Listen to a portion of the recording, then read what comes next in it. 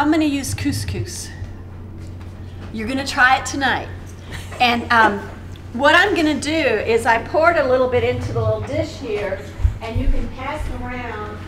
This is a whole wheat couscous, and you think of this as it's in the specialty section with the rice, and if you kind of think of real skinny angel hair pasta cut into tiny little pieces, that's really what this is like. It's made out of semolina, which is what pasta is made out of, and when it cooks up, it will about double in size.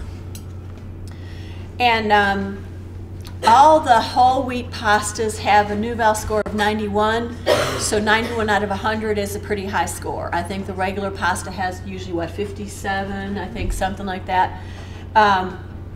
So anyway, this is a brand called Couscous Organic Whole Wheat Couscous, and I didn't get it because it's organic, I got it because it's whole wheat. And the original recipe called for 1 cup of broth and 1 cup of couscous. But in this particular couscous, it says you need a cup of liquid and just 2/3 of a cup of couscous. So on the recipe, I put on there whatever one you're using, use however much couscous it calls for a cup of liquid. And now the recipe called for a low sodium vegetable broth, which I got. And if you ever use broth, you know that the sodium is sky high. The sodium in this is 75 milligrams. But it's expensive. And since there's a lot of other good flavors in this salad, if I were to make it again at home, I would probably just use plain water to cook it with.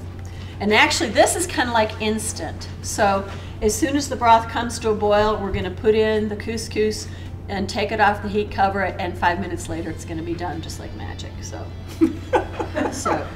And the recipe says that you can serve it at room temperature or chill it. And I had fixed it at home one night and brought it into the office the next day, and it was a big hit. Everybody said, oh, the flavors taste so good and fresh. And so are we at a boil, do you think? Not quite yet. And where's the lid that you're going to put on it? Right there next to you. Okay, you think we've got a boil? I think we're at a boil now. All right, let's turn the heat off. Okay. So this is my 2/3 of a cup. That's a fancy measuring cup. Yeah, well, that's my pampered cup. Oh, okay. Can I stir it? Actually, I stir it up, and then take it off the heat and cover it. And somebody watch 5 minutes. Let us know when the 5 minutes are up. Okay, I'm going to get the broth out of the way.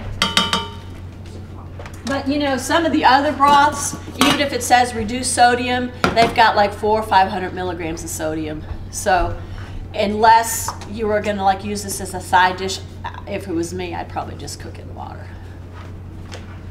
Okay.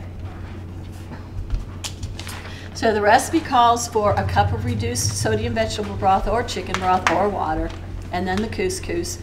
And again, I changed the recipe a little bit. It called for you to start with fresh corn, cook the corn, and cut the kernels off the corn cob. Well, you know, who's going to fool with that? If you have corn in your garden or you've got this beautiful Scots corn, do that. But what I used was just frozen, the Food Club super sweet frozen kernel corn. And that's the closest you can get to fresh. You don't have to cook it or anything. And then the cucumber, I used the local cucumber. And when you use the regular garden cucumber, I like to peel it because I think the skin is a little bit tough. If you ever use those English cucumbers, the ones that have the plastic on them, they have a real thin peel. So go ahead and leave the peel on that one, and it'll put more color in your salad. And I wanted to show you how many will seed your cucumber if you put it into a salad. Do you do that?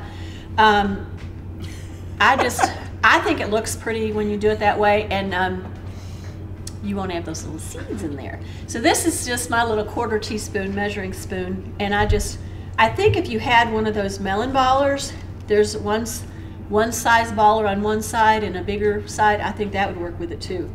So you just scoop out the seeds. That's kind of the bitterness is kind of in the seeds. I do like to use the English cucumbers because they don't have much seed in them. So I'm just going to cut this in half. And then I'll add this. I just had the rest of the cucumber in here and the kernel, the corn. So I'm just gonna, oh, fresh cucumber, I love the way it smells. And so is the NuVal score of fresh corn and frozen corn the same? Is there a difference? No, well, actually, I'm glad you asked that question. This is unrehearsed. Yeah. Actually, people sometimes have the misconception that fresh produce is going to be more nutritious. Let me finish doing this while I've got the sharp knife. Okay, now I can talk. However, if you get frozen corn or any kind of frozen vegetable or frozen fruit, the fruit without any syrup in it, the vegetables without any sauce in it, the NuVal score is going to be equal to the fresh. So in corn, if you buy corn in the produce department, it's got a NuVal score of 91, I think. If you buy plain frozen corn, it's going to be a 91. If you buy corn and butter sauce, the number's going to go down. For that cream corn. Yeah, and then in the canned aisle, if you buy the canned corn with no salt added, it's also going to have a score of 91. But what's interesting, if you start getting used to using those NuVal scores, when I was looking at some of the canned corn, and there is several kinds that have no salt added, and you look at the ingredient on it, and it's corn and water. That's the only thing that's in that can. Then on some of the canned corn, it has the regular. One had corn, water, and salt, and that's what you expect. Then another one had corn, water, sugar, and salt. So there's a difference even between those. So the one that had the sugar added to it, that number is going to be even lower than the one that had just the salt added to it. So when you use those NuVal scores, it just makes it easy to pick. Huh? 5 minutes. 5 minutes. Okay. Thank you. See, that's why we told somebody, because if not. Can you see that? It kind of looks like cereal, kind of like clumpy oatmeal or something. I personally think I'm working my bat wings off a little bit, just turning it. See if there's room in the fridge then. We're going to have, so all the waters have been absorbed and it kind of like doubles in size. And you can use that like you would rice. I mean, you could put sweetener and milk in it, and because it's semolina flour and water, and that's all it is. Is there no room? Yeah. Yeah, or in the freezer, either one. Just for a few minutes. Just don't melt that ice cream in there. We're going to have that later. Over the asparagus. No. Yeah. All right, so let me just remember where the couscous is. When you're like, what happened to the couscous? Yeah. Oh, no, this is for Lori's recipe. Yes, okay. don't take my stuff. Okay, so I've got the cucumber in here, and now these are my cherry tomatoes. It says 1.5 to 2 cups, whatever amount is like in a pint. I said you have to measure if you're baking, but for something like this, it's not as important. And this is called summer garden couscous because, obviously anything you have in your garden. I think this would be good with, you could shred, you've got all that zucchini in the garden, shred a little of the zucchini and throw it in there. Because it's got feta cheese, I think black olives would be good. Now that's not something you would have in the garden, but so anyway, let me make sure here, go in order. Cherry tomatoes, now I've got a little bit of feta cheese. And then I've got just a little bit of red onion. And when we did this in the office for everybody to sample, everybody said, oh, it's so good, it tastes so fresh. And I really think one of the reasons was because we used fresh lemon juice.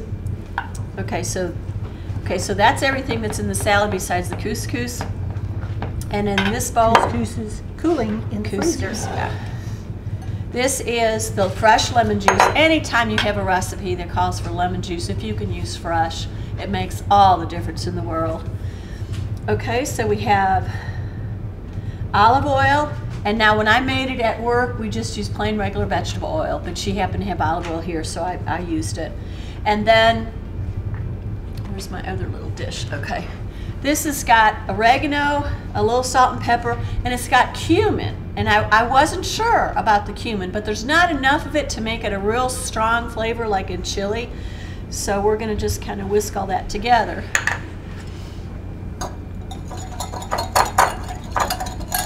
It doesn't seem like much dressing, and it's not, it's not gonna be running down your mouth juicy, but it's enough to give it some good flavor. And we were saying we use fresh lemon juice, and now you both used rind, didn't you? Both of your did your recipe, and they had a little bit of lemon rind left. Now this is not in the recipe, but we're going to put it in anyway because we hated to waste it. I mean, it's got lemon juice. Surely you can put lemon rind in it. This just shows you how you can adjust your recipe. And fresh lemon juice as opposed to like the real lemon that you squeeze. Does it have salt in it? The real lemon? I think the real lemon that you look I don't know. I'll let her look and see. Somebody at Ship told me that one time. If it does, it would be listed Yes. on the ingredients. Yes, okay. Lemon juice from concentrate, sodium bisulfite, and sodium benzoate. So it does have sodium. It does. Yes. So if you're someone that's watching Really the watching salt it, or yeah. sodium content because of your high blood pressure or heart disease, use the real.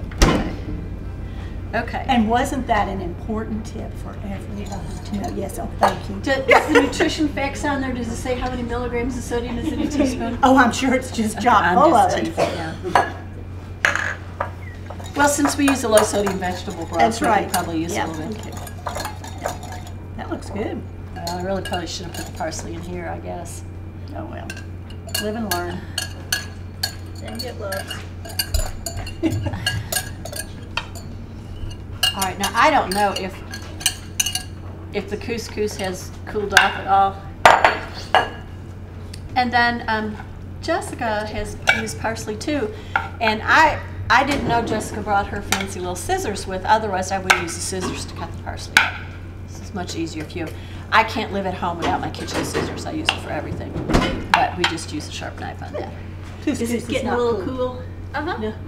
Is it frozen? Well, what I'll do is we'll put this in the fridge, and then right before we serve it, we'll mix the couscous in here. And please try this because the couscous itself really doesn't have any flavor. It's like, you know, just like a plain pasta. So even like this, I think I would be think that'd be good. good just without any couscous. And if you wanted, you know, if you didn't want to spend the money on the couscous because it is a little bit high, of course you can get a lot of servings out of it.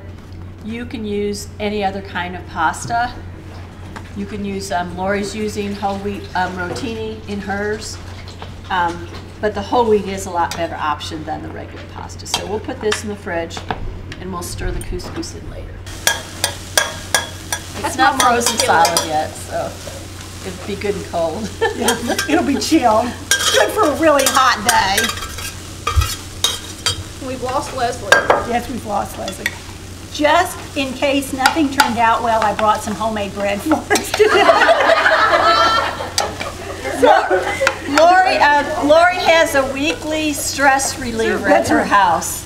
She makes sourdough bread every week. And we're lucky enough to get some in the office once in a while.